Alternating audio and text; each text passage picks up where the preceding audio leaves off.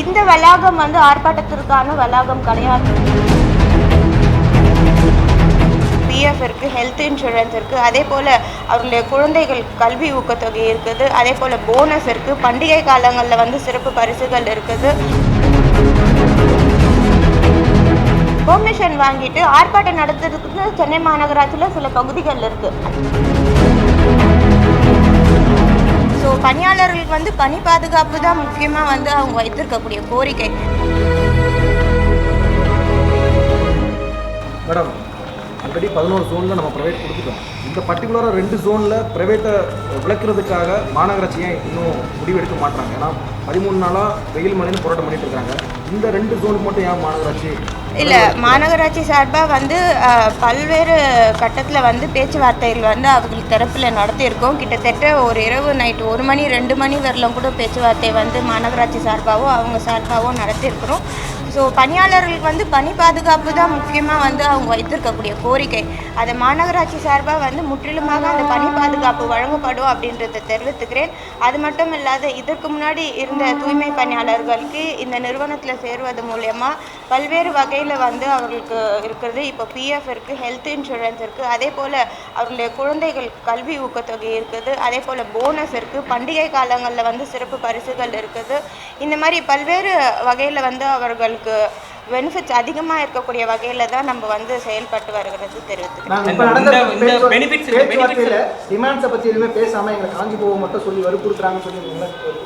இல்லை, இன்றைக்கு நீதிமன்றத்தில் தீர்ப்பு அதுதான் வந்து வழங்கியிருக்கிறாங்க.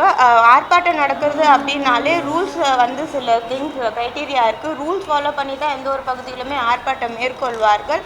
இப்பயுமே வந்து போலீஸ்கிட்ட ரூலுக்கு வந்து என்ன ப்ரொசீஜரோ அவங்க ஆர்ப்பாட்டம் மேற்கொள்ளக்கூடிய சூழல் அவங்களுக்கு தேவை இருக்குது அப்படின்னா பெர்மிஷன் வாங்கிட்டு ஆர்ப்பாட்டம் நடத்துறதுக்கு சென்னை மாநகராட்சியில் சில பகுதிகள் இருக்குது. அந்த பகுதிகளில் வந்து அவங்க அதை மேற்கொள்ளலாம். இந்த வளாகம் வந்து ஆர்ப்பாட்டத்திற்கான வளாகம் கிடையாது அப்படின்றத குறிப்பிட்டுரும். இன்னைக்கு வந்து நீதிமன்றத்தில் வந்து ரொம்ப கிளியராக தீர்ப்பு கொடுத்துருக்குறாங்க. நீதிமன்ற தீர்ப்பை வந்து முற்றிலுமாகவே நம்ம தமிழக அரசு வந்து மரியாதை கொடுத்து அதன்படி தான் நம்ம செயல்படுறோம். மேம், இந்த பெனிஃபிட்ஸ் பொறுத்தவரைக்கும் நீங்கள் நிறைய பெனிஃபிட்ஸ் வந்து பட்டியலிட்டீங்க. அந்த பெனிஃபிட்ஸ் எதுவுமே மாநகராட்சி தர முடியாது.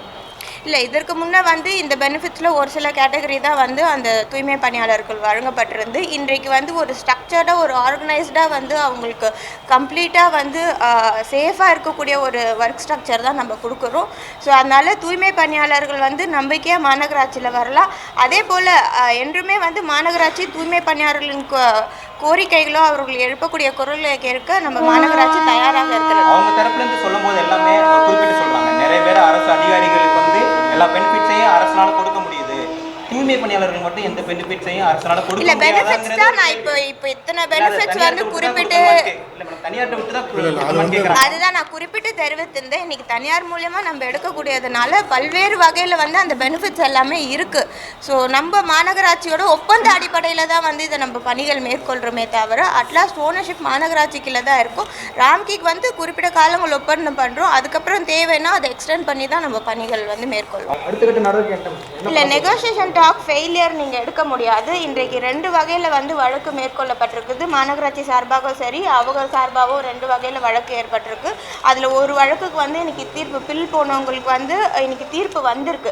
தீர்ப்பின்படி மாநகராட்சியோட வளாகத்தில் வந்து அவங்க வந்து தொடர்ந்து இதை கடைபிடிக்கக்கூடாதுன்றதை தெரிவித்திருக்கிறாங்க. நீதிமன்றத்தை மதிக்கக்கூடிய அரசு தான் தமிழக அரசுன்ற அடிப்படையில் பணியாளர்களையும் மாநகராட்சிக்கு சப்போர்ட் பண்ண மாதிரி தான் நாங்கள் தெரிவித்திருக்கிறோம். அதே போல் இன்னொரு தீர்ப்பு வந்து கோர்ட்டில் இருக்குது. வரக்கூடிய தீர்ப்பின் முடிவின் அடிப்படையில் வந்து வரக்கூடிய நாட்களில் வந்து எடுக்கப்படும்.